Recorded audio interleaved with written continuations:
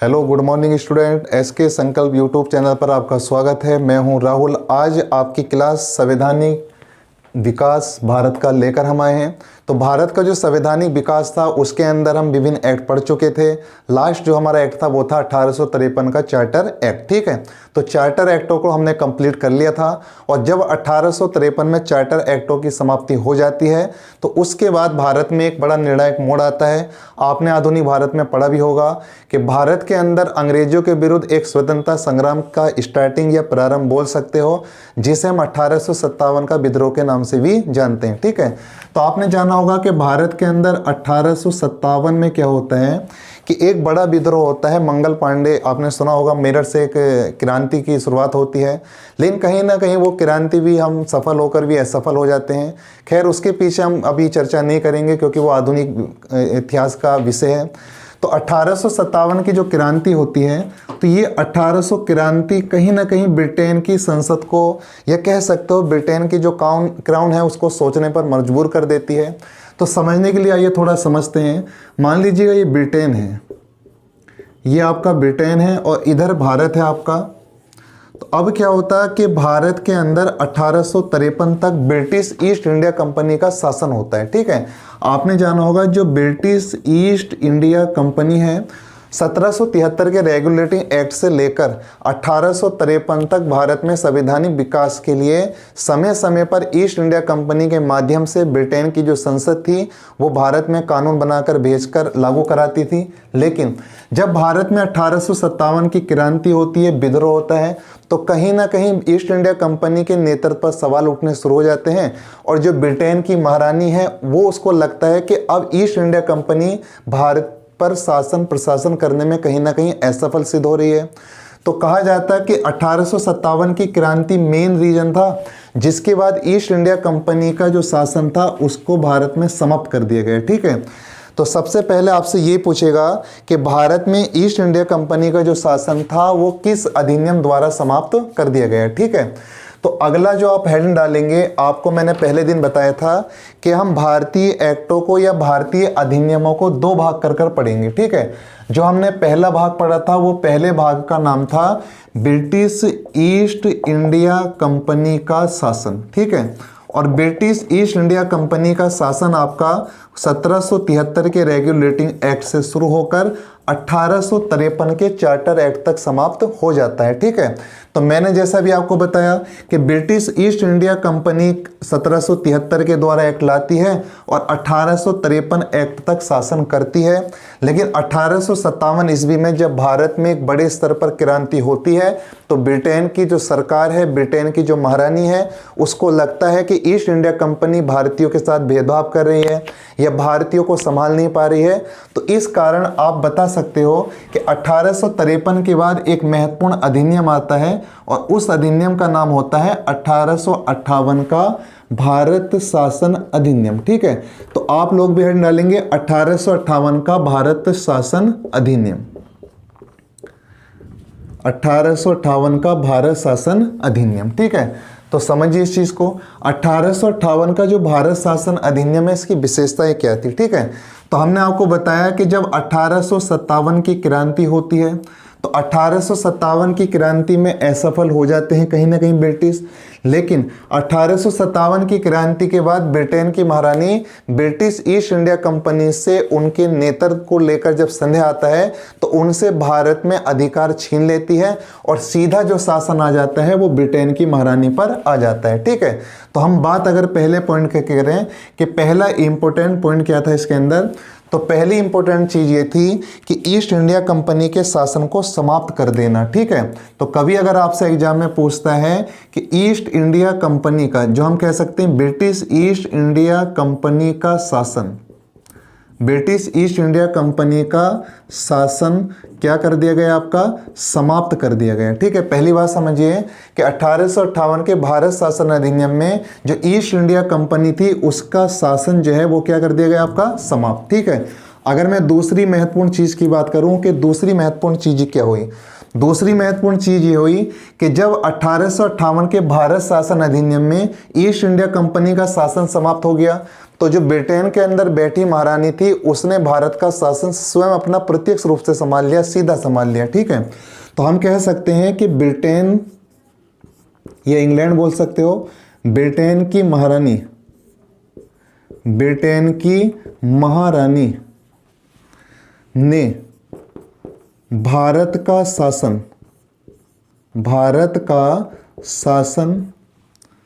सीधा अपने हाथों में लिया। आपको ठीक दिखाई दे रहा होगा। वैसे ब्रिटेन की महारानी ने भारत का शासन सीधा अपने हाथों में लिया, ये इंपॉर्टेंट है आपका।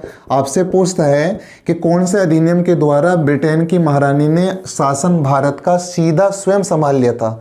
ऐसा था जैसे मान लीजिए आपकी कोई प्रॉपर्टी है कहीं दूसरे शहर में, ठीक है, आपने उसी शहर का या अपने गांव से या अपने शहर से कोई व्यक्ति भेजा, उसको ठेका दे दिया, ऐसा मान लीजिए, वो संभाल रहा है उसको। लेकिन जब आपको लगेगा 2 साल 4 साल 10 साल हो गए हैं, अब उस व्यक्ति से जो है हम छीनकर स्वयं वो प्रॉपर्टी चलाना चाहते हैं, हम सीधा खुद ही करना चाहते हैं उस पर काम, अब तो हम उसको हटा देते हैं। ऐसे क्या था, ब्रिटेन की महारानी ने जो ईस्ट इंडिया कंपनी भारत भेजी थी 1600 ईस्वी में, वो भारत पर शासन कर रही थी। लेकिन 1857 की क्रांति हुई, जिसके बाद ब्रिटेन की महारानी ने ईस्ट इंडिया कंपनी को शासन को समाप्त करा और ब्रिटेन की महारानी ने भारत का शासन सीधे अपने हाथों में ले लिया। ठीक है, इसके बाद आपसे मन में एक क्वेश्चन आ रहा होगा कि इस समय ब्रिटेन की वो महारानी कौन थी जिसने ब्रिटिश ईस्ट इंडिया कंपनी के शासन को समाप्त कर दिया और भारत का शासन सीधे अपने हाथों में ले लिया। ठीक है, तो उस महारानी का नाम था महारानी विक्टोरिया। ठीक है, उस महारानी का नाम था आपका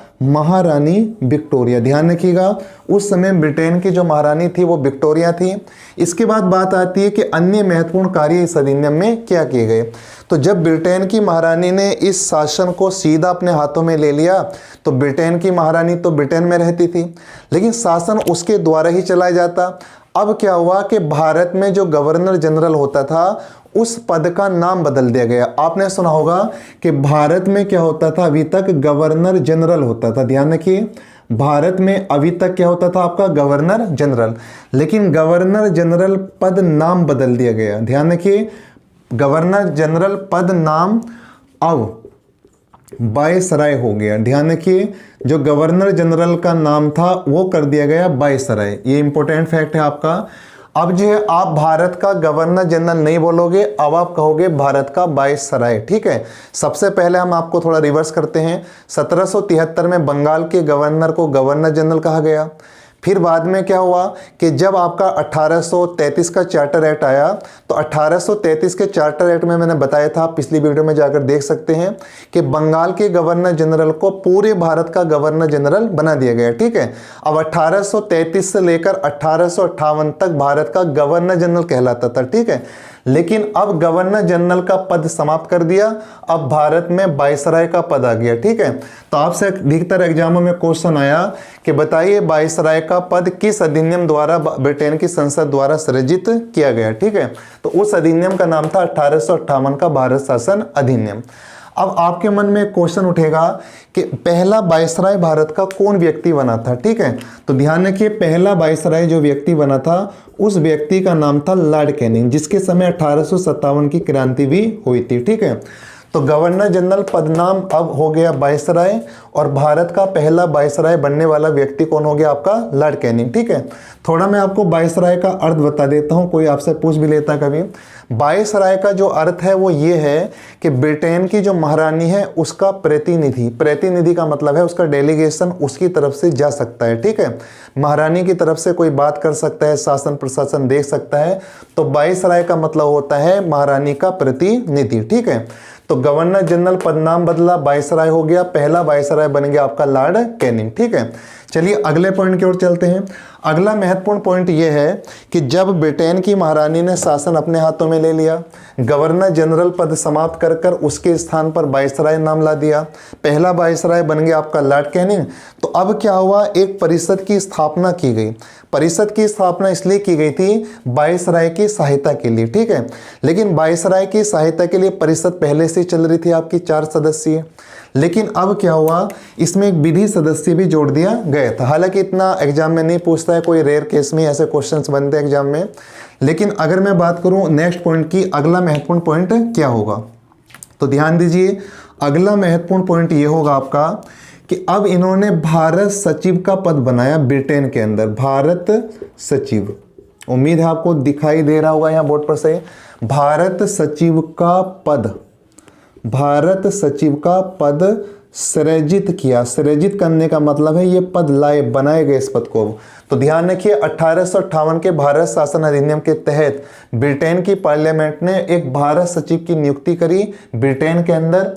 तो ये अधिकतर एग्जामों में क्वेश्चन आ चुका आपका कि भारत सचिव का पद जो सृजित हुआ था किस अधिनियम के तहत किया गया था, आपके 1858 के अधिनियम के तहत। ठीक है, अगर भारत सचिव की बात आती है तो भारत सचिव की सहायता के लिए इन्होंने एक इंपॉर्टेंट कार्य और किया था। इन्होंने जो था सचिव की सहायता के लिए, आप लिख सकते हो सचिव की सहायता के लिए 15 सदस्यीय, सचिव की सहायता के लिए एक 15 सदस्यीय भारतीय परिषद का निर्माण करा। इंपॉर्टेंट क्वेश्चन आपका, भारतीय परिषद का निर्माण करा आपका। तो आपसे पूछा जाएगा कि बताइए भारतीय परिषद जिसमें 15 सदस्य थे उसका निर्माण ब्रिटेन की पार्लियामेंट ने या संसद ने कौन से अधिनियम में किया था, आपका 1858 में बने अधिनियम में किया गया। ठीक है, अब 15 सदस्यीय जो भारतीय परिषद थी ये क्या थी, एक क्वेश्चन मन में आता है। देखिए आपने सुना ब्रिटेन की महारानी ने भारत का शासन अपने हाथ में ले लिया, वायसराय बना दिया। वायसराय बनाने के बाद उन्होंने क्या काम करा, भारत सचिव का एक पद बनाया। भारत सचिव का पद इसलिए बनाया था, जो सचिव था वो ब्रिटेन में रहता जरूर था लेकिन वो भारत के शासन प्रशासन को देख सके आकर, और ये सारी जानकारी इकट्ठी कर कर हमारा शासन कैसा चल रहा है इंडिया के अंदर वो ब्रिटेन की महारानी तक पहुंचा सके। ठीक है, लेकिन भारत सचिव जो था ये था कौन, ये बनाया किसको गया था, तो ध्यान रखिए भारत सचिव जो था आपका ये ब्रिटेन मंत्रिमंडल का एक सदस्य होता था। ये इंपॉर्टेंट है बड़े एग्जाम्स के लिए, ब्रिटेन मंत्रिमंडल का, ब्रिटेन मंत्रिमंडल का सदस्य, मतलब ब्रिटेन की जो सरकार है वहां का कोई भी मंत्री जो है वो भारत सचिव बना दिया जाता था। ठीक है, तो भारत सचिव का पद आया और सचिव जो होता था ब्रिटेन मंत्रिमंडल का एक सदस्य होता था। ठीक है, इसकी सहायता के लिए 15 सदस्यीय भारतीय परिषद बनी थी और इस 15 सदस्यीय भारतीय परिषद का जो अध्यक्ष था वो ये सचिव ही होता था। ये 15 व्यक्ति जो हैं जो भारतीय परिषद में हैं, इन 15 व्यक्तियों का जो मुखिया होगा ये भारत सचिव होगा और भारत सचिव उस व्यक्ति को बनाया जाता था जो ब्रिटेन के अंदर मंत्रिमंडल का सदस्य था, मतलब ब्रिटेन की सरकार में कोई मंत्री रहता होगा। ठीक है, तो उम्मीद है चीजें समझ में आई होंगी आपको। आगे हम बात करते हैं इस एक्ट में अन्य महत्वपूर्ण चीजें क्या थी। ठीक है, तो अन्य महत्वपूर्ण चीजों के बारे में देखते हैं और साथ में नोट करते रहना आप मेरे। तो 1858 में वायसराय का पद बना दिया। पहला वायसराय आपका लॉर्ड कैनिंग बन गया। ठीक है, इसके अंदर एक दो महत्वपूर्ण कार्य और हुए थे, हालांकि एग्जाम्स के लिए इतने इंपॉर्टेंट नहीं है वो, फिर भी मैं आपको बता देता हूँ भारत शासन अधिनियम में। ठीक है, आपसे एग्जाम में आता है कि भारत शासन को या भारत के शासन को, भारत के शासन को अच्छा बनाने वाला अधिनियम, भारत के शासन को अच्छा बनाने वाला अधिनियम। ठीक है, भारत के शासन को अच्छा बनाने वाला अधिनियम नाम से कौन सा अधिनियम जाना जाता है आपका, तो ध्यान रखिए वो जाना जाता है 1858 का भारत शासन अधिनियम। ठीक है, इस चीज को नोट करिएगा। चलिए आगे देखते हैं इसके बाद हम।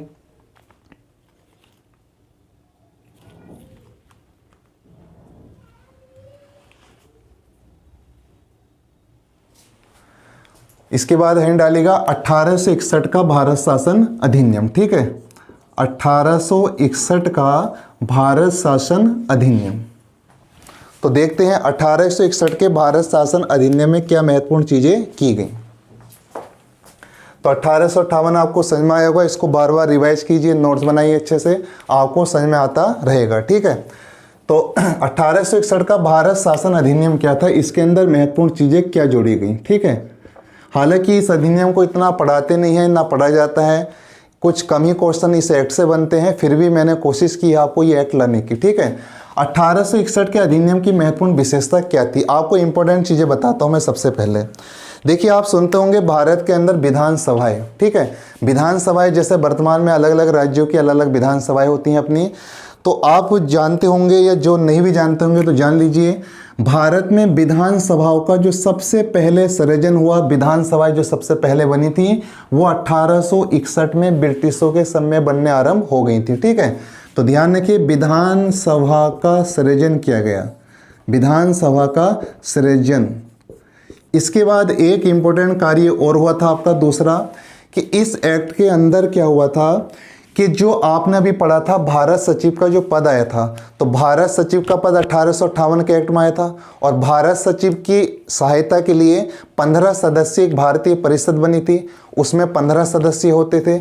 उन सदस्यों की नियुक्ति का अधिकार जो है वो वायसराय को दिया गया था। तो ध्यान रखिए कि जो वायसराय होगा, ये वायसराय को ये शक्ति दे दी गई कि जो भारतीय परिषद है, जो भारतीय क्या है आपकी परिषद है, तो इस भारतीय परिषद में 6 से लेकर 12 तक सदस्यों का चुनाव, ठीक है, समझिए इस चीज को।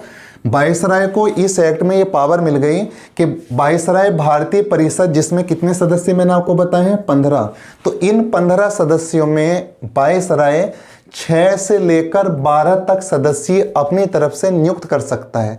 6 भी कर सकता है, 7 भी कर सकता है, ज़्यादा से ज़्यादा 12 नियुक्त करेगा, और कम से कम कितने नियुक्त करेगा आपके 6। तो ये पावर मिल गई वायसराय को, कौन से अधिनियम में मिल गई आपके 1861।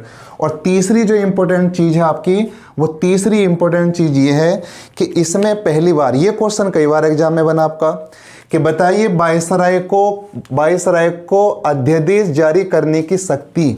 तो ध्यान रखिए, वायसराय को अध्यादेश जारी करने की शक्ति। अगर बात करें कि वायसराय को अध्यादेश जारी करने की जो शक्ति है वो किस अधिनियम के द्वारा दी गई थी, तो वो दी गई थी 1861 के भारत शासन अधिनियम में, ठीक है। अध्यादेश आप जानते होंगे, जैसे वर्तमान में जब विकट परिस्थितियां होती हैं तो राष्ट्रपति एक कानून बनाता है अपनी तरफ से, उस कानून को कहते हैं अध्यादेश, ठीक है। जब संसद जो है वो नहीं चलती है तो उस समय उसकी गैर मौजूदगी में क्या होता है कि भारत का राष्ट्रपति जरूरत पड़ने पर अपनी तरफ से भी कानून बना देता है, जिसे हम अध्यादेश के नाम से जानते हैं। वर्तमान में आपने अध्यादेश के बारे में पढ़ा ही होगा। तो ये इंपॉर्टेंट चीज़ें जी जो आपके 1861 के भारत शासन अधिनियम में की गई थी, ठीक है। तो उम्मीद है चीज़ें आपको समझ में आई होंगी। 1861 हमारा कंप्लीट हो चुका है। अब 1861 के बाद देखते हैं हम अगला महत्वपूर्ण अधिनियम, ठीक है। तो चलिए आज ही देखते हैं 1892 का अधिनियम या 1892 का भारत शासन अधिनियम, ठीक है। तो 1892 का जो भारत शासन अधिनियम है, इसका वर्णन हम करते हैं, इस पर चर्चा करते हैं, ठीक है। देखिए सबसे पहले क्या हुआ कि 1892 में आपने भी पढ़ा था कि 1858 का भारत शासन अधिनियम आया। ताज के शासन के अंतर्गत बनने वाला पहला अधिनियम जो था आपका 1858 था। उसमें भारत सचिव का पद सृजित करा ब्रिटेन की महारानी ने। उसके नीचे 15 सदस्यों की नियुक्ति करी, जिसे हमने भारतीय परिषद के नाम से जाना। फिर ये 15 सदस्य जो भारतीय परिषद बनी थी, जिसका अध्यक्ष जो है वो भारत सचिव होता था। 1861 के अधिनियम में मैंने आपको ये बता दिया था कि इस अधिनियम में ये हुआ कि वायसराय को ये पावर दे दी गई कि इस भारतीय परिषद में 6 से लेकर 12 तक सदस्य नियुक्त कर सकता है वायसराय, ठीक है। अब उस कड़ी को आगे जोड़ा गया। जब 1892 का अधिनियम आया तो अब ये तय हो गया कि जो भारत सचिव है उसके नीचे जो भारतीय परिषद काम करती है, अब वायसराय की पावर में वृद्धि कर दी गई। वायसराय अब नियुक्त कर सकता है इसके अंदर 10 से लेकर 15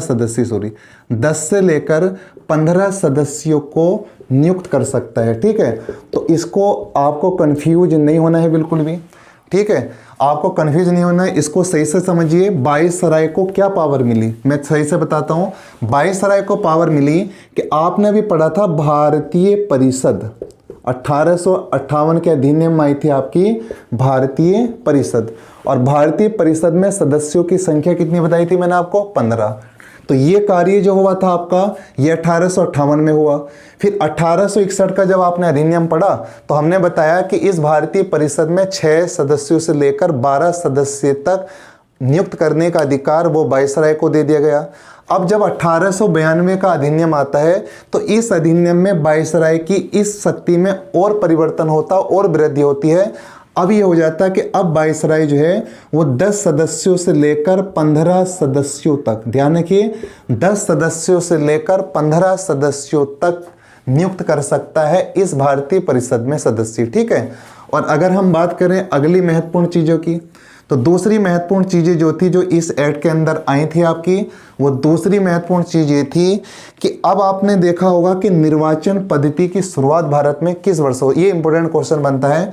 तो भारत के अंदर निर्वाचन पद्धति की जो शुरुआत हुई थी, ध्यान रखिए, भारत के अंदर जो निर्वाचन पद्धति की शुरुआत हुई थी वो कौन से अधिनियम द्वारा हुई थी आपकी, 1892। निर्वाचन मतलब चुनाव। आपने सुना होगा, मैंने अभी एक्ट में बताया था आपको कि भारत में 1861 के अधिनियम में विधानसभाओं का सृजन किया गया, जैसे वर्तमान स्वरूप आप देखते हैं। लेकिन उस समय क्या था, केंद्रीय विधान परिषद का गठन किया गया था आपका, केंद्रीय विधान परिषद का गठन किया गया, जिसमें कुछ भारतीय सदस्यों का चुनाव भी किया गया। लेकिन एक शर्त ये रखी गई कि जो भारतीय सदस्य हैं, अगर केंद्रीय विधान परिषद के अंदर, आज का देखें स्वरूप तो वो संसद है आज हमारी, उस समय विधान परिषद थी आपकी, विधानसभा थी केंद्रीय।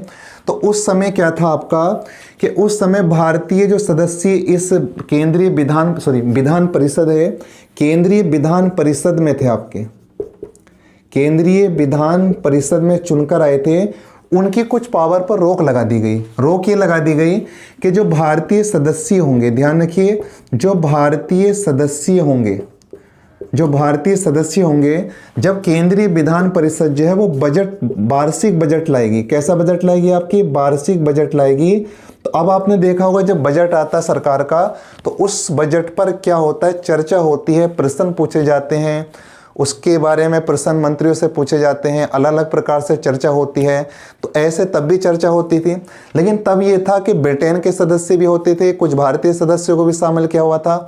भारतीय सदस्य जब वार्षिक बजट पर बहस कर सकते थे, प्रश्न पूछ सकते थे, पर अंतर ये था ये मत नहीं दे सकते थे बजट पर। समझिए इस चीज़ को कि इस एक्ट में ये प्रावधान किया गया कि भारतीय सदस्य वार्षिक बजट पर बहस में हिस्सा लेंगे, प्रश्न भी पूछेंगे, लेकिन मत देने वाली बात आएगी तो मत नहीं दे सकते, ठीक है। तो ये इंपॉर्टेंट चीज़ें थी आपकी जो 1892 के भारत शासन अधिनियम में लाई गई थी, ठीक है। बस आज इतना, बाकी कल करते हैं। उम्मीद है समझ में आ रही होंगी चीज़ें। चैनल को सब्सक्राइब करिए, लाइक और शेयर करते